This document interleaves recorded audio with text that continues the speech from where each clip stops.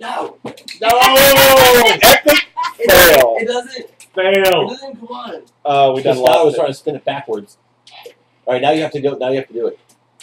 Do it. You have to say it. You have to say it. Yeah, Say say it. You messed it up. Here's your window. Jump on it. You saved yourself. Saved it. Saved by the technicality. Our sound man, assuming he doesn't fall back into his sound booth over there. We're back from the National Players Club Garage Pod, sitting with. If you watched the first episode, you know. This is the first time. You know who we are. No, this part If two. you don't, that's me. Yeah, that's him. And If Brandon could be Brandon. here, we wouldn't hear the end of it, and I'm going to edit all this later. So, Don't edit that. but we're going to come back. We're going to run through the last of the F-bombs of the week. We've got some injury reports to go over, last week's matchups to go over, and I think we're going to do Devo's picks of the week. Devo's picks of the week for next week's For matchups. week 2 matchups. Yeah, we'll recap last week real fast. We'll go over any better pick injury me reports. We'll try and go a little fast and furious through some of these because I know we're running short on time. And I know. We need an I love hour me some me, and but a I don't TV want to show. watch me for 3 hours either. So we'll try and get as much knocked out so you guys can enjoy it. Hopefully all the sound stays intact. Moving on, 6th pick overall in our first round draft was taken by Clint, basically the running back from the house, a jaded one. Douched. Yeah. got kicked to the curb and picked up. Now, in your defense, I heard just mad props. He looked stellar. He Who did looked he like take against? CJ Chris 2K. Chris Johnson. Okay. Looked like He's still CJ an 2K F-bomb. of old. His preseason was outstanding. His everything else he was supposed to be a clear cut number one. Had him taken in the first round, where you were sitting, with who was already gone, and what you had left looking at. I get why you picked him. That said, he was projected going at 19 points, and He put up 10. he put up 10. That's the Thanks big to No, that's not the F-bomb. He's thanks, jaded. thanks to it's close though. It's a close second. Thanks to my New England Patriots, our newfound. No, it ain't. It's not a close second. Did you? It's not a close second. Or That one and that one are way bigger. that one is big. And that one. So is that one. No, because he still put up 17 points. As opposed Versus to what 9 they were off, supposed to be- it's 34. still- Yeah. Mm-hmm. Hello, First round pick, 10 points. double digit His picks. fifth was still the same thing there. He was still put Still up got 10 double points. digits. No, you only had 4. Barely. No. In any event, Chris Johnson put up 10 points via a stout run defense by our rookies from the Pats. And not for nothing, that team that came out is arguably one of the worst defenses last year. Belichick They made found moves some up D. to pick 5 defensive players. 2 of them started, both of which, one turned into a sack, coughed the ball, the other one picked it up and ran for a pick 6 on that game. Good defense. Kept him down to, Wasn't Chris that dropped the ball? what was it? Yes, and he was It's all right, honey. I he used was to defend 11 you too. carries. 4 yards rushing, 51 yards total, and 10 fantasy points. Okay, so For I a have number one, 3 running backs that catch the ball more than they run it. Damn the luck. Just saying.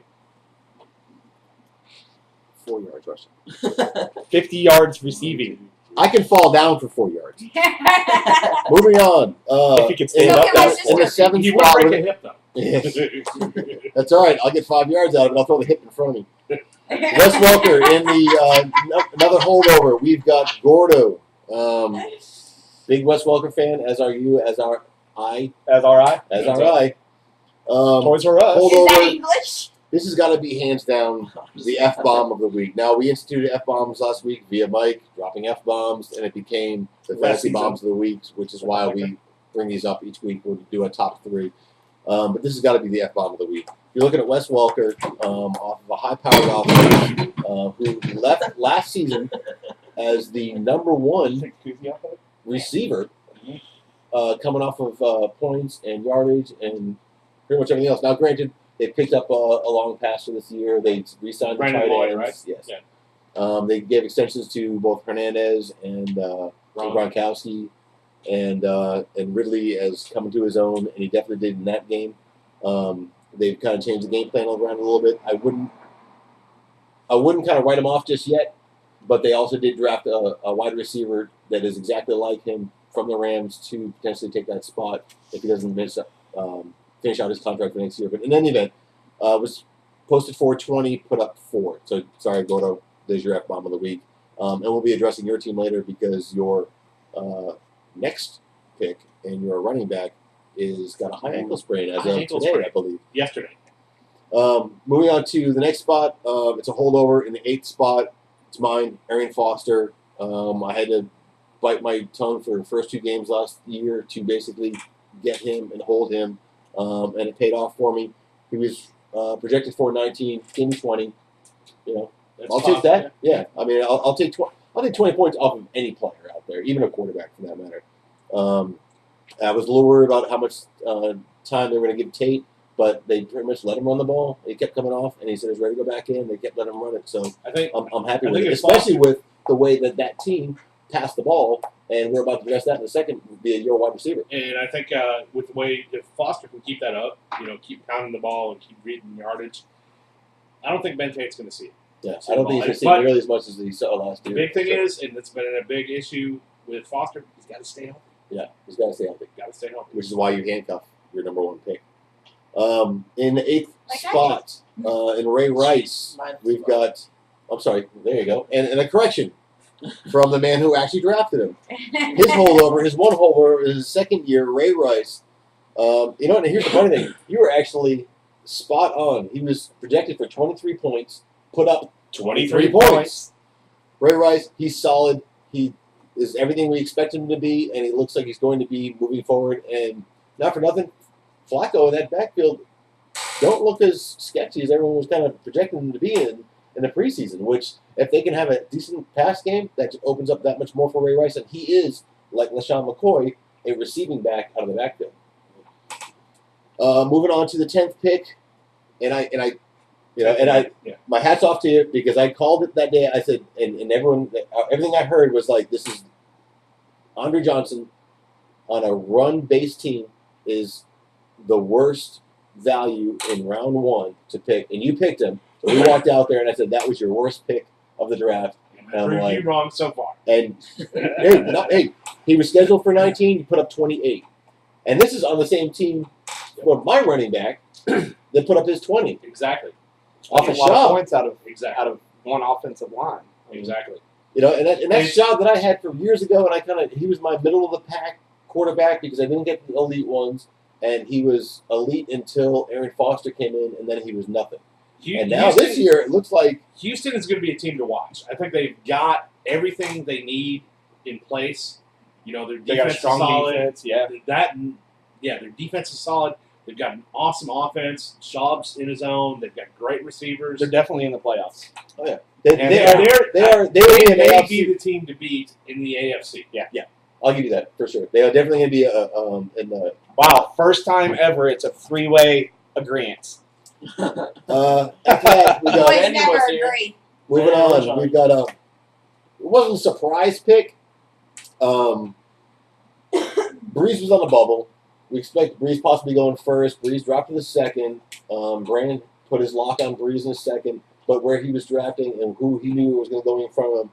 I did a mock draft days before that for the first 3 rounds and literally had penciled in waiting for Graham to drop to him, selecting Graham or Breeze, giving him the same 1-2 combination that put him in the Super Bowl. Yep. Won him. Hey, man, props to you. It is what it is. I got something coming for you. Look in the mail soon. But yeah, so he ends up with Graham at the bottom of the round, knowing he's going to turn around and pick a couple picks later, locks up his quarterback that's throwing to arguably one of the top tight ends. Or the number 1 top, tight end, or 1 or 2, depending upon how you look at it, with him or Gronk. But I think with some of the other stuff New England has going on, I think he's is a more heavily favored target in that scheme right now than Gronk is right now in New England. But then again, I think not for nothing. I mean, I look. We know he's going to get his looks. Yeah, he's going to get. But you also know he's not going to get 17 touchdowns this year. True that. But I think New Orleans may have some problems this year. I mean, They are. They will struggle. Their coaching issues, and it's showing. I mean, Sean Payton, as the head coach and He knows how to coach that team. Yeah. I mean, that will hurt that team. It's gonna But here's hurt the thing: this is fantasy football.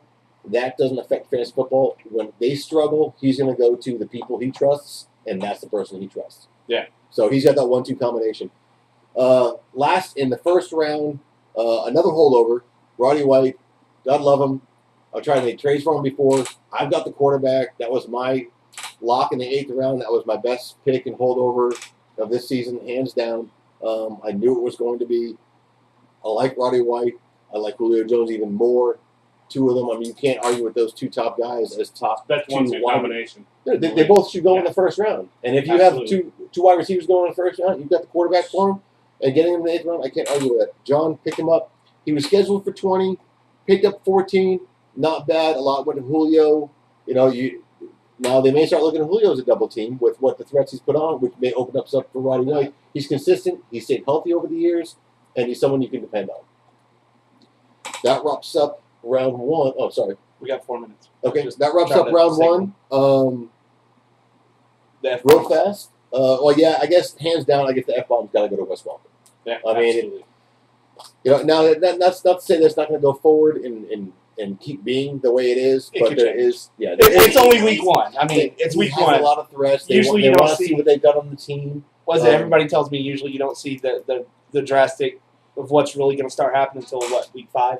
Okay, What's going to real help fast, Wes Welker? before we got 3 minutes left in this particular round. Give me your F-bomb out of that first round going into week 2. Kevin. I'm going to put Welker back-to-back bad weeks. For the simple fact is they need to open up the deep pass with Brandon Lloyd there, and until they open that up, it's going to shut down Wes Welker, for those passes he gets across the middle.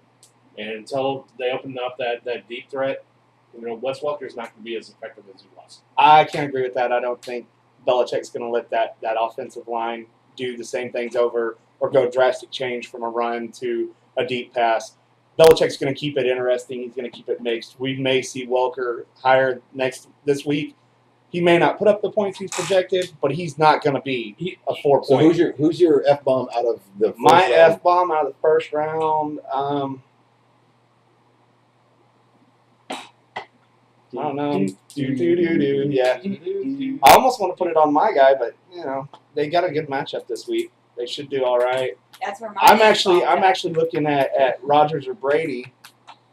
Probably a little less. Well, Rodgers already more played. Brady. So That's I right. don't know. I don't know if he I put up don't this know if week. he can actually 10 points. Yeah. So he's arguably on the cusp of being the Yeah. Yeah, you don't get to pick. So I don't let's say get he's negated just because we already know. Well, what then coach has I'm done. going to look at Brady just in case. Well, no, because they'll probably do a lot more passing this week. So just throw it down for Chris Johnson, and Chris we'll call it Johnson. happy. I'm Chris Johnson. Chris Sorry, Johnson. I got to keep up with Chris the Johnson traded. pattern. Oh, Chris Johnson. Here's my Very surprise much pick so. of your F-bomb of the week. It's going to be Larry Fitzgerald because the Cardinals are playing against New England at home. Belichick has one key thing that he does every time he walks into a game. He eliminates the number one threat off that team. He eliminates Fitzgerald. They've got nothing else after the fact. They run the table on them. They get behind. They have to go deep. They cause situations where they're just going to get picks, and it's going to be a nightmare. And FYI, real quick, Aaron Rodgers was projected for 28 points for the CDS this week. Yeah, so there's your highest F-bomb, and actually, I think he's probably going to get it. But if not, that's my pick. I forgot they played yesterday. There are Thursday games now. I All season forgot. long. Are they doing it all season? All season long. Every Thursday. We clicking now? We got a minute, so why don't we take a quick station break Clint's Okay. got to pee. and use the station? Yeah, I think that's what I was told. I was told during the game, and after halftime wrapped up on Monday night, and I was down by 2 points going into the half. Antonio Gates comes out, lifts his shirt, holds his stomach, makes a grimacing face, and I got a look from both Bernie and Christine and Erica, and they go, "I think he's getting taken out because he has to poop." On that note, we'll see you guys back in about 30 seconds. Because somebody's going to poop.